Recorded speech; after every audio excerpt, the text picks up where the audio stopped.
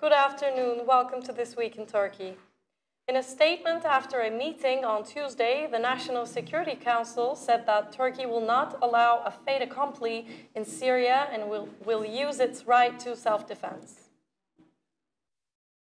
In a statement after the meeting in Ankara, the National Security Council said that Turkey has always supported Syria's territorial integrity and political unity and stressed that the biggest threat to a political solution in Syria is a terrorist presence east of the Euphrates River. The statement also strongly emphasized that Turkey would not be indifferent to the terrorist PKK and PYD-YPG changing the demographic makeup in areas bordering Turkey through persecution and forced migration.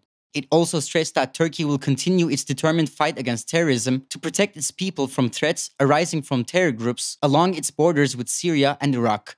The statement said that some countries failing to list terrorist groups such as the Fethullahist terrorist organization FETÖ and the PKK-KCK Syrian branch, the PYD-YPG as terror groups, hurts counter-terrorism efforts. Turkish security forces raided 2 adjoining villas in Yalova on Monday as part of the investigation into the killing of the dissident Saudi columnist Jamal Khashoggi. Speaking on the condition of anonymity, a Turkish official familiar with the investigation told ABC News that investigators were searching for the remains of Khashoggi's body. Yalova Governor Muammer Erol confirmed that a search related to Khashoggi's killing was taking place, but said any announcement concerning the search would come from Istanbul's chief prosecutor, who is leading the Turkish investigation into the killing. Hours later, the Istanbul chief prosecutor's office said that the raid was based on information pointing that one of the Khashoggi murderers contacted a Saudi businessperson residing there. Turkish media had reported last month that investigators had widened their search to Yalova and the forest on the outskirts of Istanbul for the remains of the journalist. Meanwhile, Turkish Foreign Minister Mevlut Çavuşoğlu told the German press that Turkey doesn't believe that those who murdered Jamal Khashoggi acted alone. It can be heard in the recording how the forensic expert gave instructions. He is heard saying that the others should listen to music while he's dismembering the body. It can be understood that he enjoys doing it. He likes to dismember people. This is gross, Minister Çavuşoğlu said. The murdering of Jamal Khashoggi will be on the top of the global agenda in the G20 summit to be held on Friday and Saturday in Argentina. Amid strong debates, Saudi Crown Prince Mohammed bin Salman will be representing Saudi Arabia in Buenos Aires.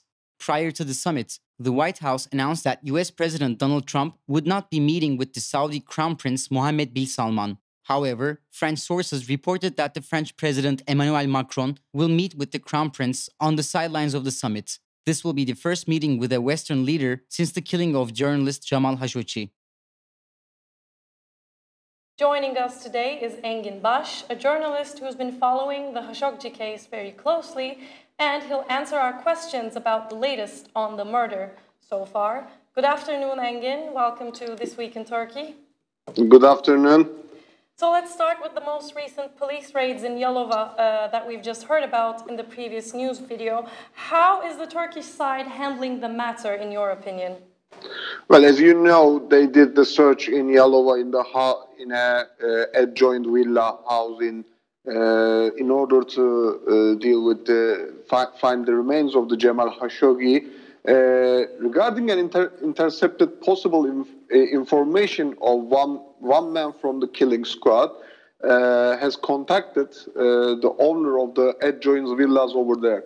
We know at least 40 officials took place in that raid and in Yalova city, and also they took some samples from the pool and the well nearby. Process also done, we know for sure so far that process also done by the help of firefighters, but it's all sent to criminal lab for forensic analysts. No updates so far, which means that Turkish police and Turkish officials are still trying to find remains and DNA samples of Jamal Khashoggi's body. So what you've just briefly summarized was the latest so far in the search for the body, for Khashoggi's body. But let's move on to the essence of this case now. This will be a repetition of a question you were asked in a Turkish language interview last week here at Medyascope with İrfan Bozan. But the main question in the Khashoggi murder right now seems to have shifted from where is the body to who ordered this murder. Would you agree, and what do you think? Well, the question who ordered the murder actually was a hot topic from the day one. But first there were the concentrations also, and also there was hope for finding the body, possible finding the body of Jamal Khashoggi for that era. And also there was strong belief that killing squad may dump the body somewhere. We know that Turkish authorities can find after they dismember the body parts and so on.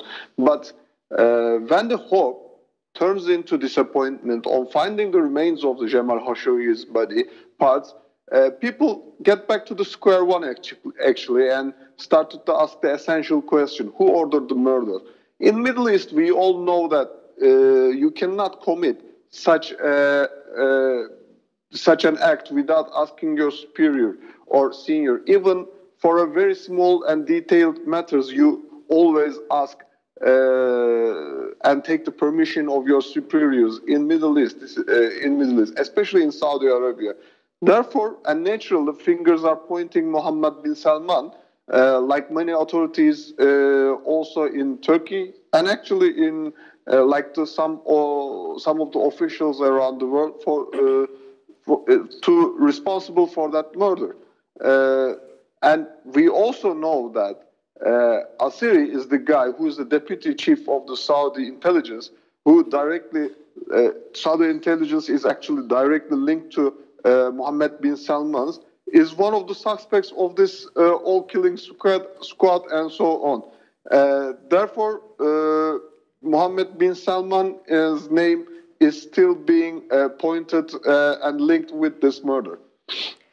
And Engin, do you think Turkey at the moment has credible and definitive evidence pointing at Mohammed bin Salman as the main culprit of this murder? Well, we know so much about what we know about the Turkish has actually right now is reflecting to the U.S. media as well. For example, according to the reports in U.S. media, CIA has concluded that Mohammed bin Salman was also the name behind the murder.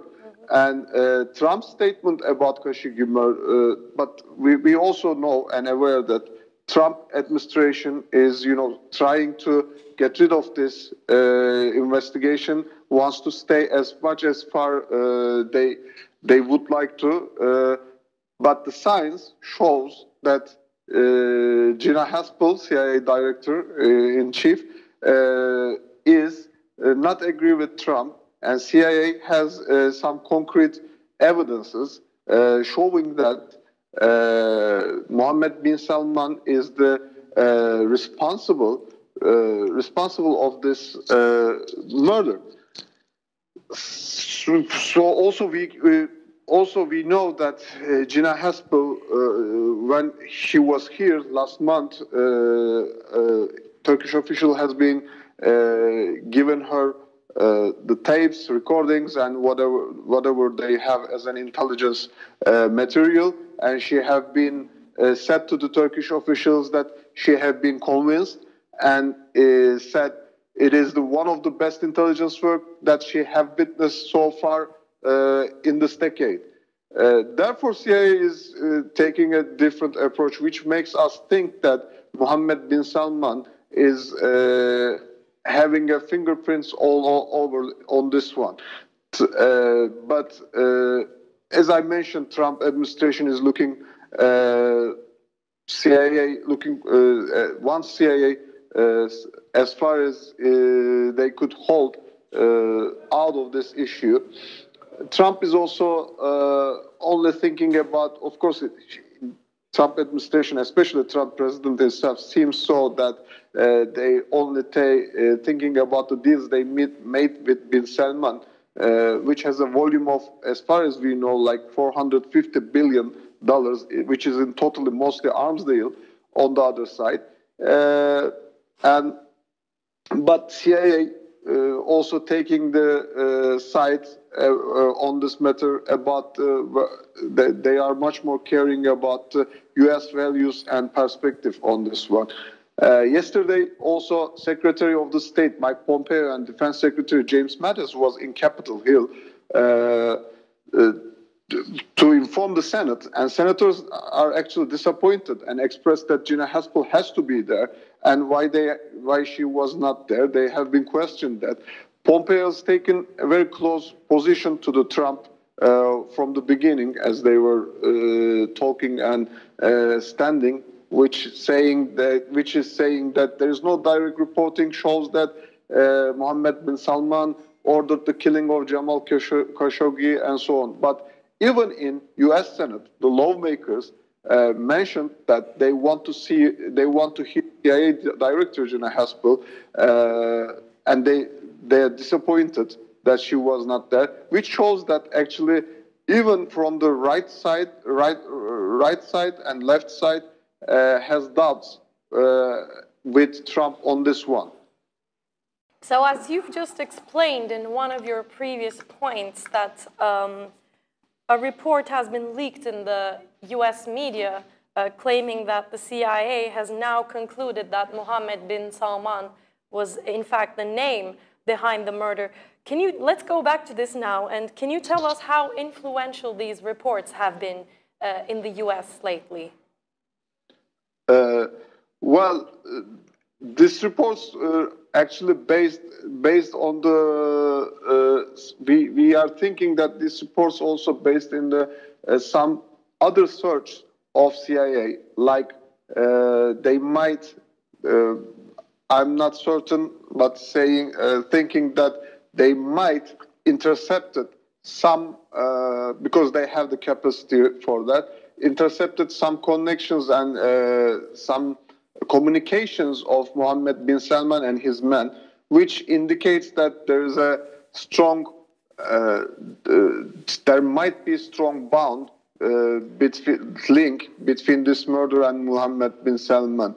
And as we know that now Asiri is one of the guys, actually the deputy of the Saudi intelligence, is linked.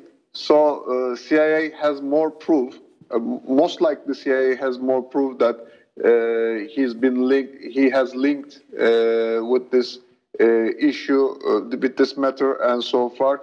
Therefore, actually, President Trump wants CIA out of this. He is trying to keep CIA out of this one. Mm-hmm. And now let's conclude with a question on the G20 summit, which, as you know, is to begin in Buenos Aires today, in the capital city of Argentina. Mm-hmm. And this summit is being seen as the first test of Mohammed bin Salman's ability to retain his status internationally. We know that the White House has announced that Trump will not be meeting with Mohammed bin Salman MBS, but several French sources have reported that the French president, Emmanuel Macron, will meet with MBS on the sidelines of the summit. And if this is true, this will be bin Salman's first meeting with a Western leader since the murder on October 2nd. So my question to you is, what do you think the implications of this summit will be for the Crown Prince, MBS, and his status internationally? Well, this meeting is very important for Mohammed bin Salman for obvious reasons. After the Khashoggi murder, he is trying to legitimize his condition and wants to give the message saying that, look, I'm here, I'm still on charge, and this debate is over. He wants to give this message clearly, but in order to give this message, he needs the help of the other leaders, and especially President Trump. But President Trump is under too much pressure on that one, so Trump administration said there won't be any official meetings between Mohammed bin Salman and President Trump. But we know that two leaders is not going to see each other officially, but Trump also decreased the level of meetings with some presidents from official to unofficial in G21. So they might be seeing each other also unofficially because Trump sees Bin Salman is a very vital for the economy, which is actually very important for Trump because he's thinking from the interest perspective. So there may not be official meeting, but there will be unofficial meeting. There may be unofficial meeting. But also Trump has taken some damage on this Khashoggi case. So it seems like Trump wants people to forget about the Khashoggi murder and wants his deals with Saudi unharmed. So I think he will be continuing dancing between the leaders till he achieves this. Thank you very much, Engin, for your comments and for being with us today. My pleasure. Today we were joined by Engin Baş, and he commented on the latest developments on the murder of the dissident Saudi columnist Jamal Khashoggi. We'll continue with our next news video now. President Recep Tayyip Erdoğan has announced 20 mayoral candidates ahead of the March 31st local elections, including nominees for the capital Ankara and Izmir, which is the country's third largest city. Justice and Development Party AKP's deputy chair Mehmet Özhaseki was nominated for the capital Ankara, and Nihat Zeybekçi, the deputy chair of the Economy Policies Council of the Presidency, will run for Izmir. The announcement came 3 days after Erdoğan unveiled the names of 40 mayoral candidates, including 14 metropolitan municipality and 26 provincial municipality candidates. Erdoğan is expected to announce the remaining candidates of his party, including the mayoral nominee for Istanbul, following his official visit for the G20 summit to Argentina. Meanwhile, Nationalist Movement Party MHP leader Devlet Bahçeli endorsed the AKP's candidates to run for mayor of the 3 largest provinces of Turkey, Istanbul, Ankara, and Izmir. In this regard, the MHP will not nominate any candidates in these provinces. In return, the AKP will support MHP candidates where the Nationalist Party is popular, such as Adana, Mersin, and Osmaniye. On the other side, Good Party and Republican People's Party CHP are having talks of forming an alliance for the elections, mainly focused on 9 metropolises, Good Party leader Meral Akşener said on Wednesday. In the case of the capital Ankara, Akşener implied that an alliance on Ankara can be based on the alliance structure the AKP and MHP has formed. Akşener is planning to ask the CHP to support her party's candidate for Ankara, according to Hürriyet Daily News. In return, Good Party will support the CHP's candidates in Izmir and Istanbul. Regarding the ongoing meetings, Akşener stated that the second meeting will be held upon the return of the CHP's chairman Kemal Kılıçdaroğlu from Germany. Turkish riot police fired tear gas on Sunday to halt an unauthorized march in Istanbul, marking the International Day for the Elimination of Violence Against Women. Launched after several orders for the crowd to disperse, the police action prevented 1,000 demonstrators moving along the Istiklal Avenue. Protesters responded by yelling, "We will not be silent, we are not afraid, and we will not obey." After a tense face-to-face confrontation with the police, which lasted nearly 2 hours, the marchers broke off into side streets to yell their slogans before eventually leaving the area. Turkish authorities give very few authorizations for public protests, following the Gezi protest of 2013. Peaceful protests marking the International Day for the Elimination of Violence Against Women were held in many other cities around the world over the weekend, most of them without police opposition. To be a woman in Turkey is to suffer violence from men in all areas of life, whether at home or at work, one demonstrator, Yasemin Esmer, told the AFP news agency. Violence against women is a recurrent issue in Turkey, where several hundred femicides are recorded each year. A Turkish military helicopter crashed in an Istanbul neighborhood on Monday, killing 4 out of the 5 soldiers on board. The Turkish army helicopter crashed around 11 a.m. local time during a training flight, the governor said in a statement after the accident in Sancaktepe district on the Aegean side of the Turkish metropolis. The helicopter hit a 4-story building, according to reports. Turkish Defense Minister Hulusi Akar was at the scene and told reporters that the injured soldier was in intensive care. Our heroic pilots tried to make an emergency landing for a reason we do not yet know, and as you can see, they showed great effort to ensure they did so without hurting anyone, Akar told reporters. The Istanbul public prosecutor launched an investigation into the crash. Now let's take a look at what's on in Istanbul next week. Nothing more than human. Sevda Aliza will be at Zorlu PSM tomorrow with her hypnotic master melodies. Persian Dutch singer, songwriter and producer Sevda Alizadeh, or widely known as Sevda Aliza, released some of the world-famous hits Marilyn Monroe, Human, and That Other Girl. She released her first ever Persian song, Bebin, in 2017 against US President Donald Trump's travel ban on Muslim countries. The Istanbul Theatre Festival will be continuing this weekend. Döküman will be at the Mimar Sinan Bomonti campus 2 days in a row. Döküman was born 10 years ago when Tal dance transformed the workings of a textile factory in Linz to movement, sound, and rhythm. This time around, Döküman is on the stage with a larger cast and a fresh interpretation. Kaplan and Sızanlı are the creators of the concept and choreography for the performance. 9 performers and dancers undertake the task of building sound blocks and modular structures around the stage. That's all from This Week in Turkey. Thanks for tuning in and hope to see you again next Friday at 5 p.m. Goodbye.